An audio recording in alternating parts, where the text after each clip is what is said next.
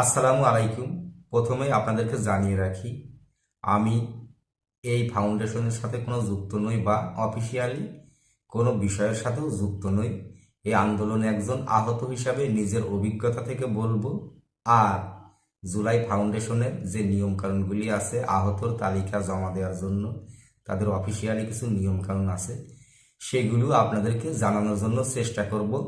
আর প্রথম দিকে আমি এই ব্যাপারে ভিডিও ইউটিউবে সার্চ দিয়ে খুঁজে খুঁজে তেমন একটা পাইনি, এজন্য নিজেই ভিডিও কিছু তৈরি করি, ছোটোখাটো ভিডিও।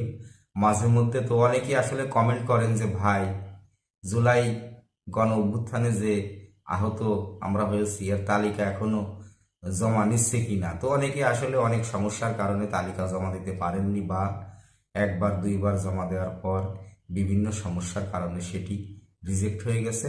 পরবর্তীতে আবারও জমা দিতে চাচ্ছেন, কিন্তু আসলে জানেনই না যে এটা এখন জমা নিচ্ছে কি না। তো এই জন্য আসলে ভিডিওটি তৈরি করছি। অবশ্যই এই ভিডিওটি দেখলে আপনাদের কিছুটা হলেও উপকারে লাগবে। তো প্রথম অফিসিয়ালি যে বিষয়টি আছে, জুলাই শহীদ স্মৃতি ফাউন্ডেশনের আহতের তালিকা জমা নেওয়ার একটা অফিসিয়াল সিস্টেম আছে।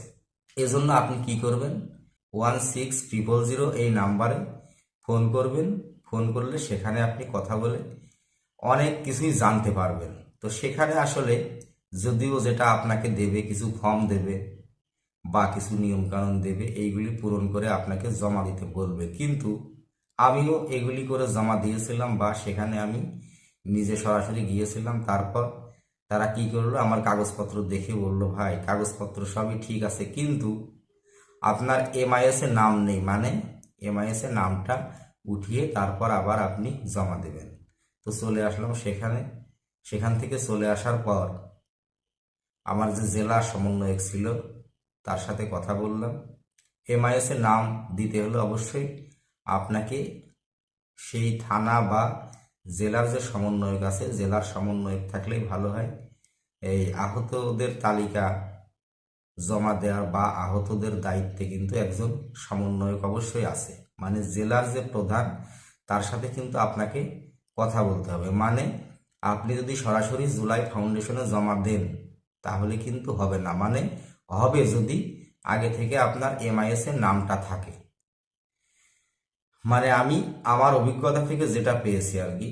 তো আমি জেলার যে সমন্বয়ক আছে তার সাথে কথা বললাম। সে আমাকে বলল, কাগজপত্র দেখে বলল, ভাই আপনি এই তো কিছুদিন আগে, মাসখানেকও হবে না হয়তো, তো সে বলল আপনি এই কাগজগুলো, আপনার যে চিকিৎসার যে ছাড়পত্র অবশ্য, অথবা ভর্তি ফর্ম, তারপর প্রেসক্রিপশন বা টেস্টের কাগজপত্র, এগুলি ডাক্তারের সিল, সিগনেচার, এগুলি দিয়ে আপনি অবশ্যই এই কাগজগুলি কি করবেন, সত্যায়িত করে নেবেন।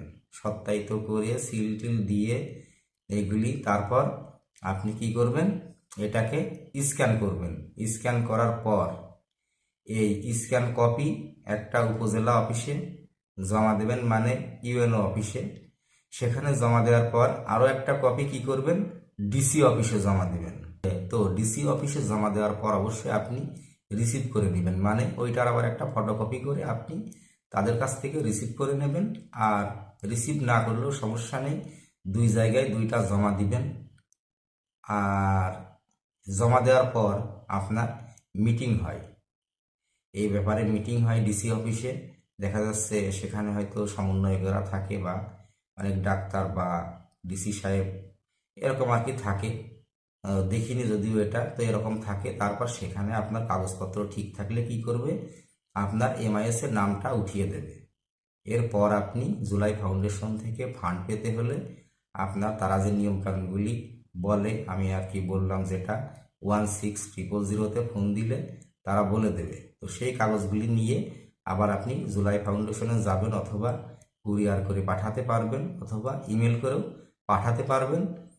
আর সেই কাগজপত্রগুলি কিভাবে আর কি কি করে পাঠাবেন, মানে কাগজপত্রগুলি কোন প্রসেসে আপনি পাঠাবেন, এটা অবশ্যই সেখানে আপনার বলে দেবে যে আপনার কাগজগুলিতে, আপনার ডকুমেন্টসগুলিতে এই এই কাজগুলি করে আপনি স্ক্যান করে কুরিয়ারে অথবা ইমেল করে অথবা সরাসরি পাঠিয়ে দেবে। তারপরও আপনি জেনে নেবেন, যেহেতু আমি বললাম আমি তাদের সাথে যেহেতু যুক্ত নই, আমি একজন আন্দোলনে আহত যোদ্ধা।